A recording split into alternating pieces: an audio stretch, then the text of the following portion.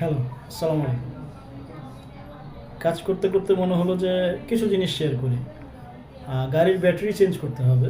Official প্রসিডিউরে যখন আপনাদের কাছে রিকুইজিশন আসবে, কি চেক করবেন? যারা নতুন বা যারা অ্যাডমিনিস্ট্রেশনে কাজ করছেন তাদের সাথে আমার এই পেজটা শেয়ার করা এই কারণেই, কাজ করতে করতে যেন ছোটোখাটো জিনিসগুলো আমরা একটু খেয়াল করি, বুঝে শুনে দেখার চেষ্টা করি।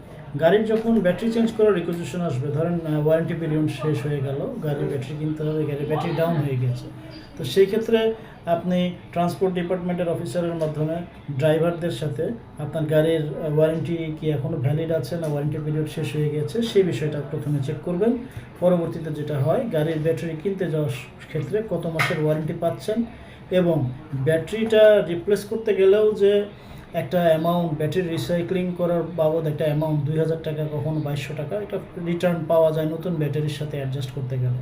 তো সেই ক্ষেত্রে আপনাদেরকে ওই জিনিসটাও চেক করতে হবে যে ব্যাটারিটা কেনার সময় আপনি কত টাকা রিফান্ড পাচ্ছেন, এবং যখন রিকুইজিশন অ্যাপ্রুভ হওয়ার পরে যখন ব্যাটারির বিলটা আসবে, বিলটা আসার সময় আপনি সেই নতুন ব্যাটারির সাথে আপনি ওয়ারেন্টি পিরিয়ডটা পেয়েছেন কি না, কতদিন পর্যন্ত পেয়েছেন, সেটা পুঙ্খানুপুঙ্খানু চেক করবেন।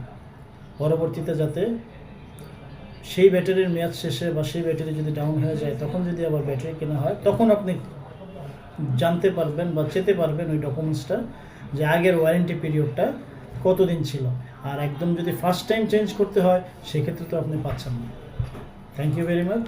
Happy learning.